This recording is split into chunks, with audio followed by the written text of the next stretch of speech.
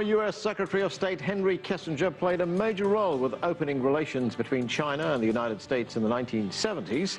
Now, more than 40 years later, the American diplomat shares his thoughts about President Xi Jinping's upcoming visit to the U.S., China's economy, and his own legacy. Hello, I'm Anand Naidu in Washington, D.C., and this is The Heat.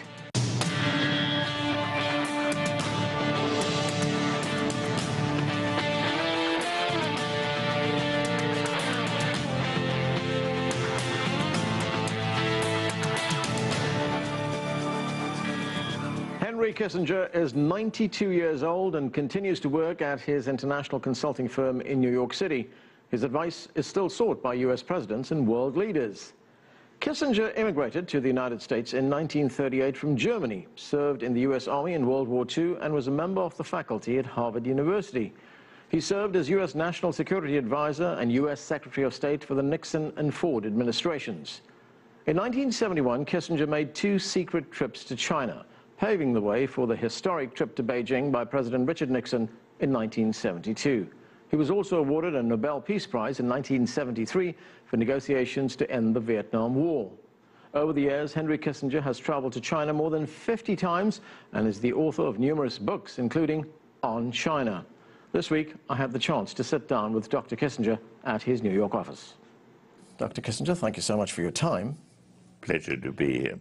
Later this month, the Chinese President Xi Jinping will be coming to the United States. It will be his first official visit to this country. Already U.S. officials are saying that they hope this will be a milestone in the relationship between these two countries. How do you see this visit?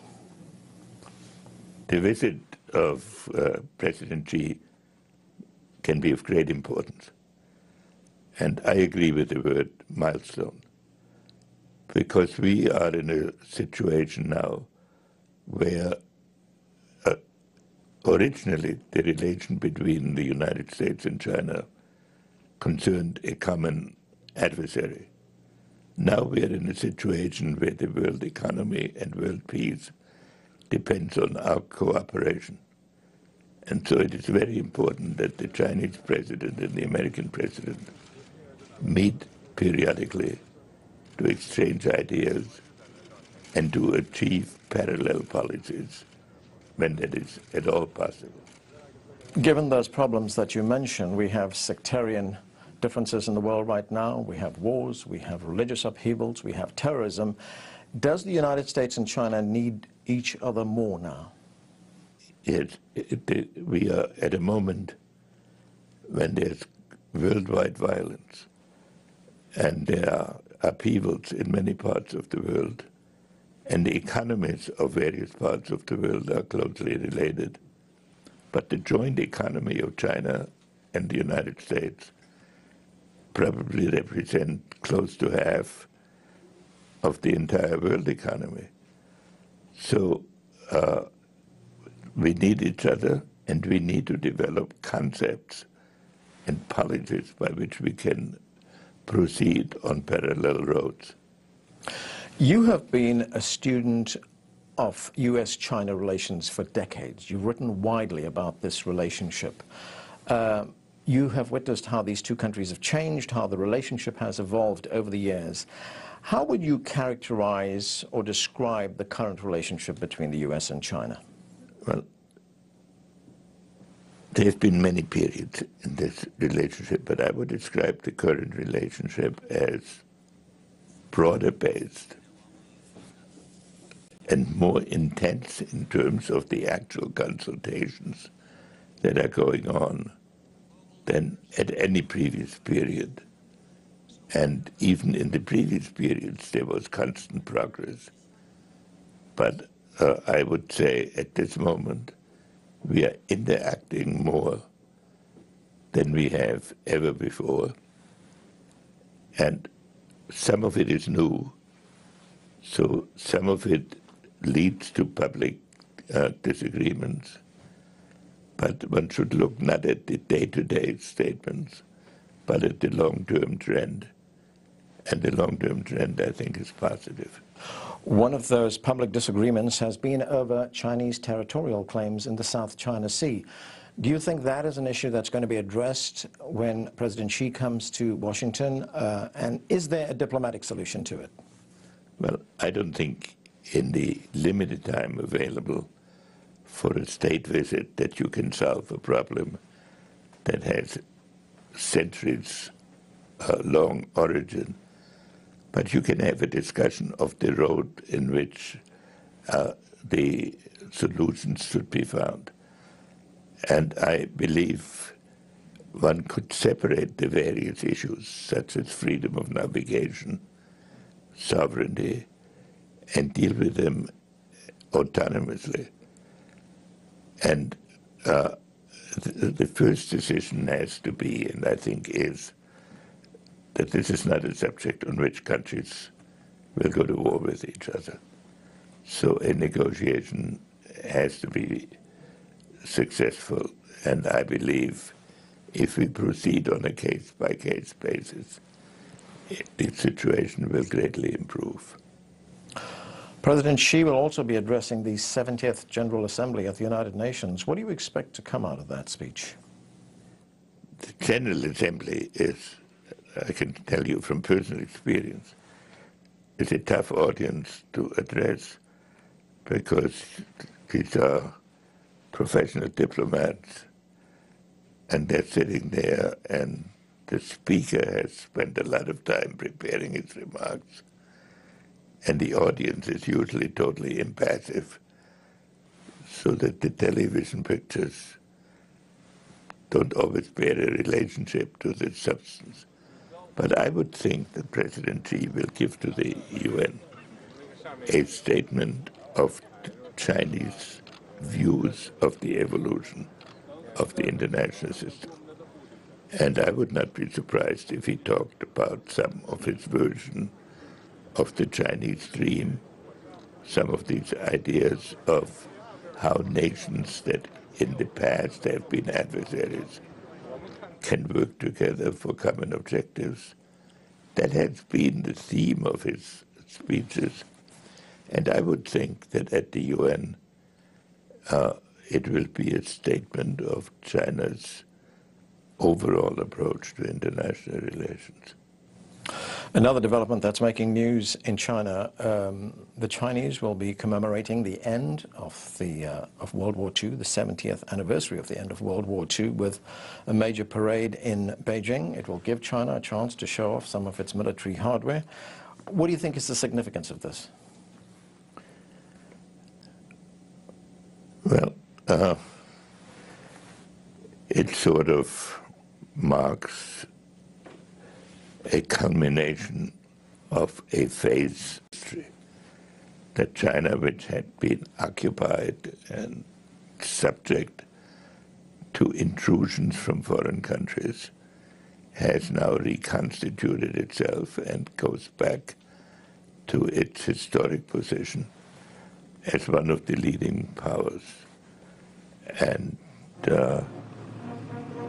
so I think it is a tribute, in a way, to China's past, and it's an indication of Chinese strength.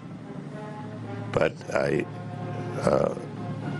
am assuming that our relationship will not be based on showing each other our military potential, but finding a way to solve common problems. Do you think there has been sufficient recognition in the rest of the world on the role that China played in ending World War II?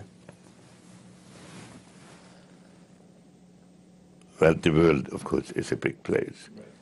And it depends in which part of the world. I talk particularly of the United States and Europe. Well, the United States public is unfortunately not always fully familiar with either the history or geography of other regions of the world. But being myself a veteran of the Second World War, having served in the U.S. Army, I think that for that generation, the Chinese suffering and the Chinese endurance in that war have been an extremely impressive experience in their life. for the modern generation, that's brought up on the internet and that responds more to stimuli, knowledge of history is not what it should be by my standards. And I deplore in my own grandchildren their lack of knowledge of American history, much less of Chinese history. Well, you went to China in the early 70s. You're widely credited with opening up this relationship between the United States and China. Did you ever consider at that time when you went in the 70s that one day this would be an economic powerhouse, the powerhouse that it is today? Now, if somebody had told me in 1971, if somebody had made a sketch and said this is what Beijing will look like and China will look like 25 years from now, I would have thought he was out of his mind, because at that time there were no automobiles in the street, there were no consumer goods, everyone was dressed the same, there were no skyscrapers. So if the citizens of today were transported back to 71, they would think they're living in a physically different country. It's an astonishing achievement. And what is most astonishing about it is that it was really essentially done by the Chinese people without any governmental help from any other country. So that is for somebody who had lived through it, that is a enormous experience. China restructured its economic model, and it now has a huge impact around the world. Right. How big do you consider that impact? Well, it is inevitable. I mean, first of all, China is now a significant percentage of the world economy. And Chinese savings and Chinese exports have a daily impact on the world. So we are now in a new situation. When I went to China in the 1970s, American trade with China was less than with Honduras. And now it is in a quantity that affects the whole world. So what is now a permanent feature, and what we should learn again in the new recent crisis, is that neither country can benefit at the expense of the other. Because if one country's economy gets damaged, not only the two countries get damaged, but the whole world economy gets damaged. So there is now a need for a degree of interaction that was absolutely inconceivable in the first decade of my experience with China. There was really very little trade. And now we see some of the impact that China has. There is a slowing down of the Chinese economy right now, and we see that it's hurting markets throughout the world. What do you make of that slowdown right now? Well, as I understand it, the Chinese economy is transiting from an export-led model to one that puts somewhat more reliance on consumer spending. And it is also reorienting its foreign policy in some of these concepts, like the Silk Road concept. When you have a transition from one model to another, it's inevitable that you cannot do it in perfect synchronization. And I take that to be a natural evolution of the Chinese policy. And I think in the future, if you look at the evolution of Western economies, they too have had periodic crises, maybe more acute than the Chinese one has now.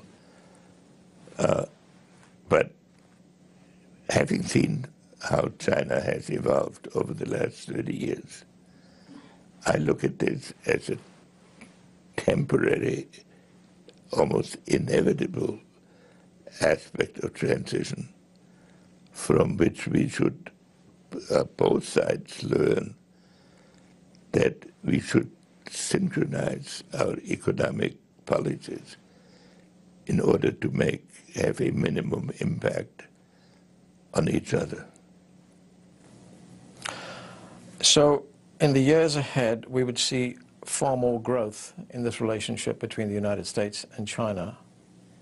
Yes, there are really two aspects to it. Some of it is absolutely inevitable. It's the nature of modern economy and the nature of the modern politics, of the internet and of all these communications. The second is acts of deliberate policy by the two countries. And I have the impression from the statements of President Xi and President Obama that they both recognize the essential importance of a deepening of the dialogue, and that they are looking for ways to accomplish this. We are, of course, in election season right now in the United States. There will be a presidential election next year. We're already hearing some anti-Chinese rhetoric coming from Republican candidates in this election. What are your thoughts on that? I mean, there have even been suggestions that President Obama should cancel the visit of President Xi. Well, I've read some of these comments. Of course, I generally support the Republican Party, but I don't agree with the statements of some of the candidates. But I try to look at it in some perspective. There have been, I think, 6 or 7 elections since the opening to China. And it occasionally happens in these elections that anti-Chinese statements are made. But the significant thing to remember is that there has really been the most continuous foreign policy of America has been the relationship with China.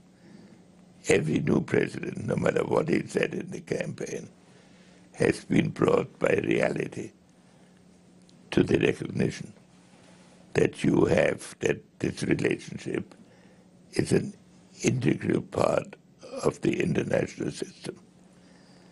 And I believe that I'm confident that this will happen again. And I would just urge you listeners or viewers to not take every word that is said in the campaign as a final statement. I'd like to get your view on another important issue that's been preoccupying the United States, and that is the nuclear deal with Iran. The United States, together with other world powers, have reached this deal with Iran. It's become a major political issue here in the United States. What is your view on that deal? I have written on this subject. I think this agreement will be approved, and therefore the public discussion now should not be into the details of the agreement, but into the consequences. And one should, and I think both China and the United States have an interest that nuclear weapons not spread through the Middle East, and that these groups that represent an extreme form of jihadism not become the dominant groups in the region. And now the test will be whether Iran will be prepared to draw the political consequences from an essentially military agreement, and to see whether that starts a new era or whether the existing conflicts will continue. President Obama has called this the most significant non-proliferation agreement in history. Do you agree? We'll see. It's a very complicated agreement, and I have expressed my uneasiness that Iran has been recognized as a a major producer of nuclear technology and thereby of nuclear weapons. And if all the provisions of the agreement are carefully carried out, and if Iran and the United States draw the political consequences from this agreement, then we can make a judgment of what it contributed. One final question, Dr. Kissinger. In terms of your own legacy, how would you like to be remembered? You know, I'm often asked this question, but when you are living through a period that has such turbulent change, you can't write your own history. I never thought that I would be identified with close relations with China. And it has evolved. It was planned, but in terms of my life, it was unexpected. And it's become a very big feature of my life now. So I'm now of an age where I can say most of what I'm going to achieve I've done. And so I would have to let others decide what my legacy is. But the relation with China is surely one of the things I'm most proud of. Dr. Kissinger, thank you very much for your time. Coming up, we'll have analysis on that interview with Dr. Kissinger. Stay with us, you're watching The Heat.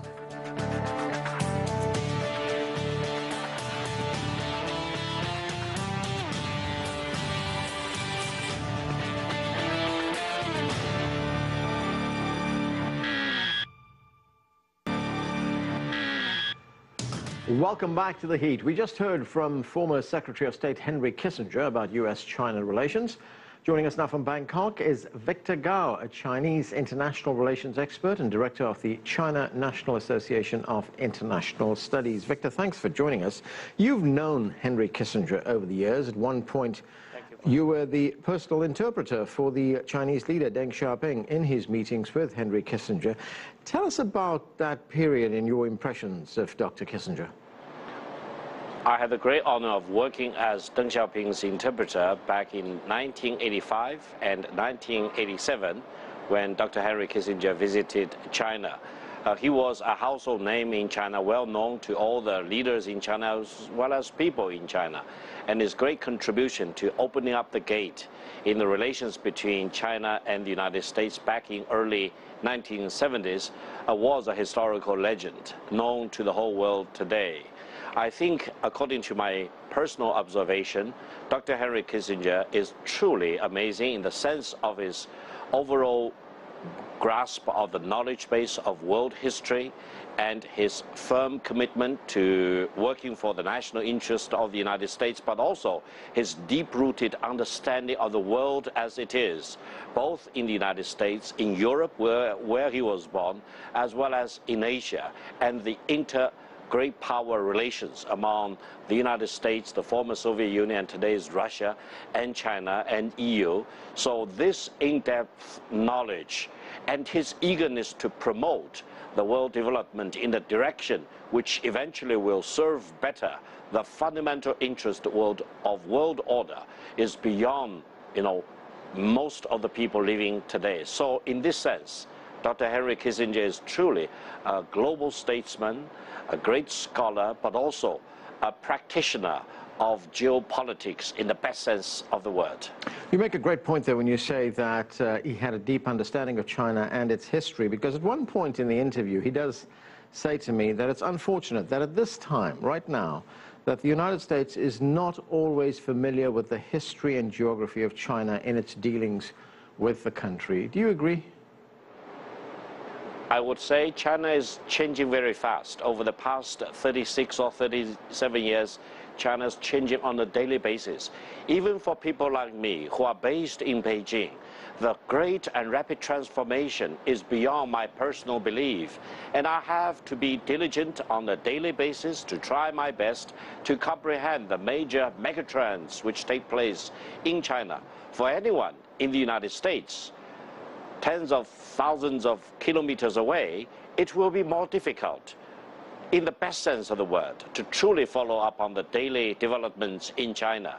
And I would say for many politicians in Washington, D.C., because of their commitment to many other things, because their lack of fundamental knowledge about the situation in China, historical as well as contemporary, I think Dr. Henry Kissinger is absolutely right when he says there is a lack of understanding, or in many cases, a lack of real interest in developing an in-depth understanding of the true and profound transformation of China. You say Dr. Kissinger was very well known. He was a household name, as you put it, in the 70s and 80s in China. How do the Chinese now view Dr. Kissinger? Do his views and his words still carry a lot of weight in the country? Absolutely. I think the secret visit he made on behalf of President Richard Nixon in promoting the opening up of the relations between China and the United States after decades of no engagement at all was a major diplomatic coup in world diplomacy, and this will be remembered by mankind for hundreds, if not thousands of years to come. Well, you did hear Dr. Kissinger say in that interview that despite differences between China and the United States, he remains optimistic that the long-term outlook for the relationship between the United States and China remains positive. Is he right?